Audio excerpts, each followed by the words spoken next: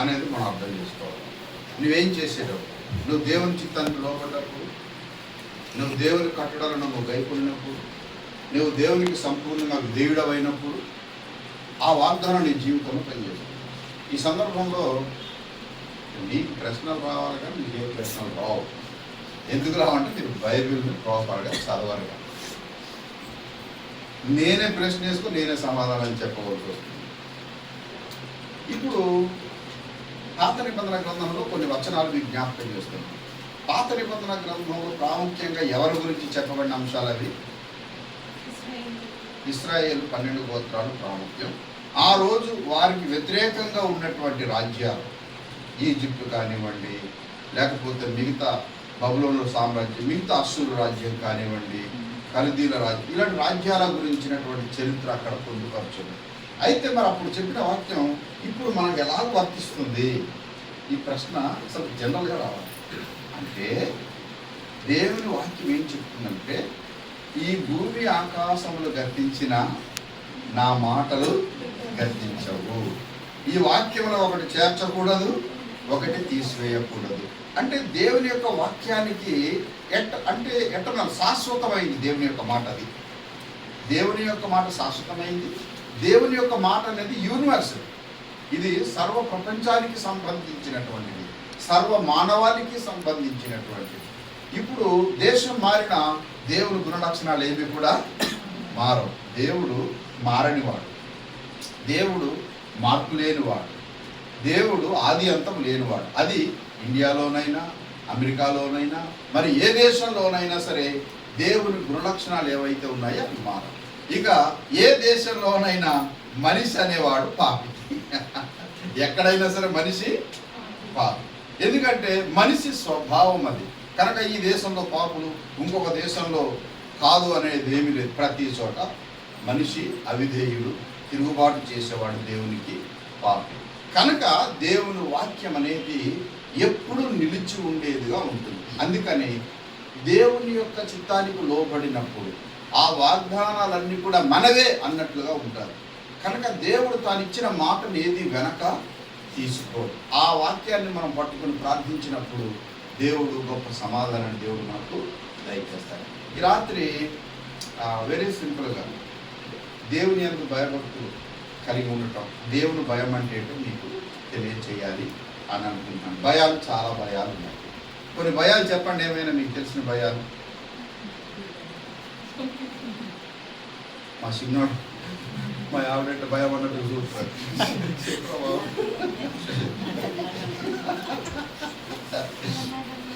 చూడండి, అంటే unforgiven sin అంటే క్షమించబడరాని నేరం.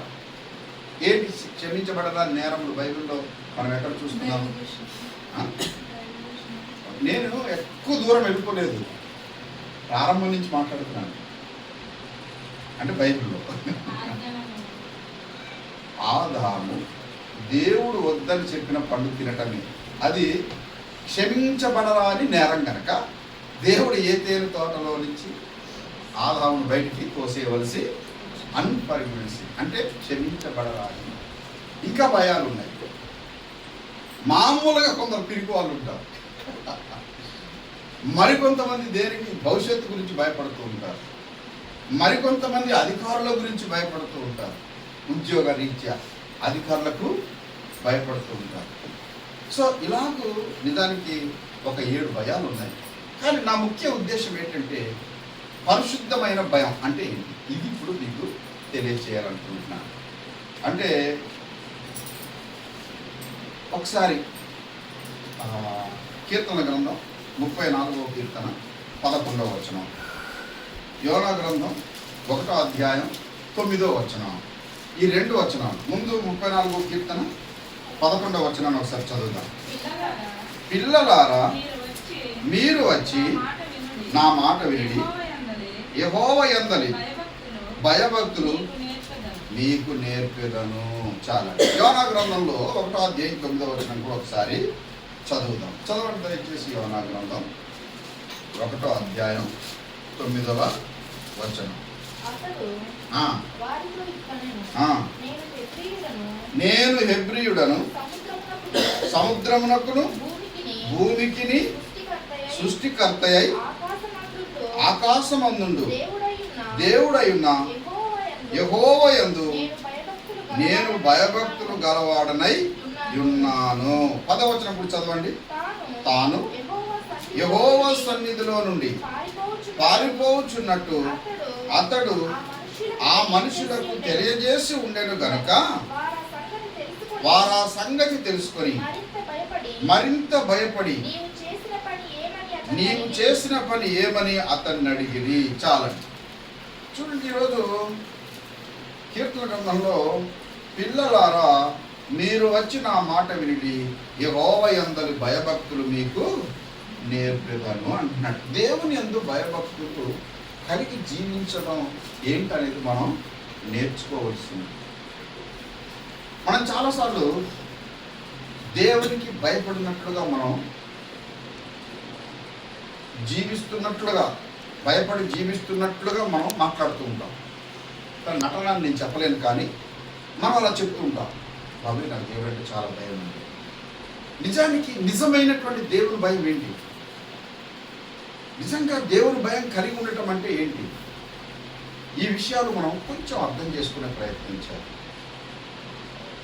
ఒకసారి ఆదికాండం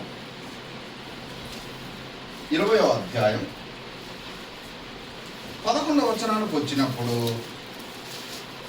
అబ్రహాం ఇక్కడ ఒక మాట మాట్లాడుతున్నాడు. ఆదికాండం 20వ అధ్యాయం 11వ వచనాన్ని చదివితే అబ్రహాము ఈ స్థలమందు దేవుని భయము ఏమాత్రమును లేదు గనక నా భార్య నిమిత్తము నన్ను సంపుదురు అనుకొని చేసి తిని. చాలండి.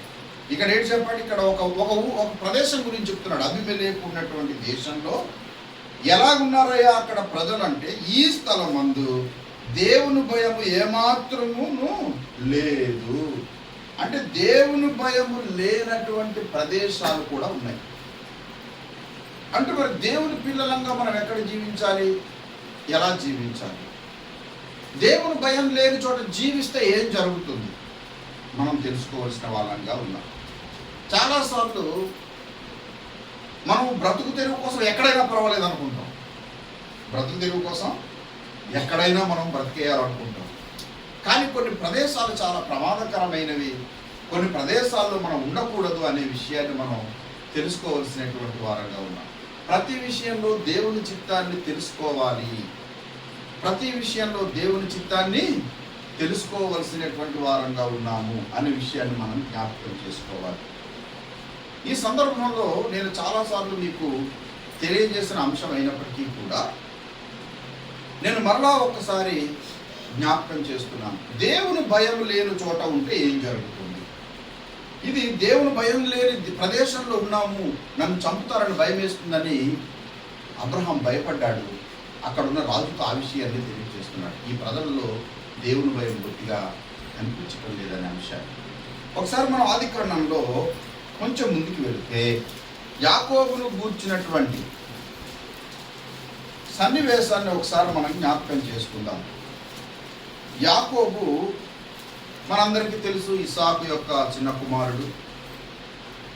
అన్నగారు పొందడానికి సిద్ధపడిన ఆశీర్వాదాన్ని మారువేషంలో ఆశీర్వాదాన్ని పొందుకొని చివరికి అన్న భయంతో అన్న ఎదుట నుండి ఎక్కడో మేనమామింటికి పరిగెత్తుకుని వెళ్ళిపోయి అక్కడ మకాముండి 20 సంవత్సరాలు జీవించి మాంగారు దయ వల్ల 2 భార్యలను సంపాదించుకొని ఏమండి పిల్లల్ని కని దేవుడు మాట్లాడిన తర్వాత మరలా తిరుగు ప్రయాణం అయ్యాడు.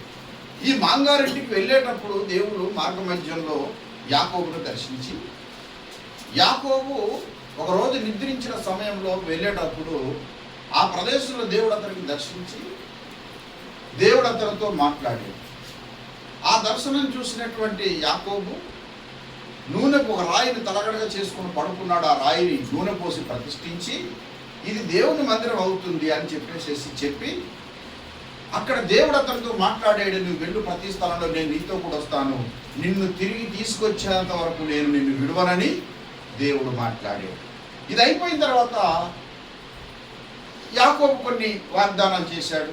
నీవు నాకు ఇచ్చి యావదాస్తులు నేను నీకు 10వ వంతు చెల్లిస్తాను. నేను తినుటకు ఆహారమును, ధరించుకున్నటకు వస్త్రమును దయచేసినట్లయితే ఈ ప్రయాణంలో నేను తిరిగి వచ్చినప్పుడు నాకు యావదాస్తులు నీకు 10వ వంతు చెల్లిస్తాను అనే మాట యాకోబు మాట్లాడి చివరికి అక్కడికి వెళ్ళిన తర్వాత బ్రహ్మాండంగా మరి దిక్కుమాల జీవితంలో ఒక చేతికర్ర మాత్రమే పట్టుకొని వెళ్ళాడు మేకలు కాయడానికి రెడీగా. మాంగారి దగ్గర ఏమున్నాయి? మంచి మేకల మందలు ఉన్నాయి. ఈ కర్ర మేకలు కాయడానికి పనిచేసింది. దేవుడు అప్పుడు ఏం చేసి 20 సంవత్సరాలు అయిపోయింది. ఎందుకంటే ఒక భార్యని ఇచ్చాడు, ముందు తన కూతుర్ని ఇచ్చాడు, తర్వాత రెండో కూతుర్ని కూడా ఇచ్చాడు, పిల్లల్ని కన్నాడు, చాలా హాయిగా ఉంది. అయితే ఒకరోజు దేవుడు అతన్ని దర్శించి, నీవు ఇక్కడ కాదయ్యా, నువ్వు బయలుదేరాలి అని దేవుడు అతనితో మాట్లాడుతూ వచ్చాడు. ఒకసారి మనం దేవుని యొక్క వాక్యంలో దేవుడు మరలా యాకోబుతో ఏం మాట్లాడాడో ఆ విషయాన్ని మనం ఒకసారి జ్ఞాపకం చేసుకుందాం.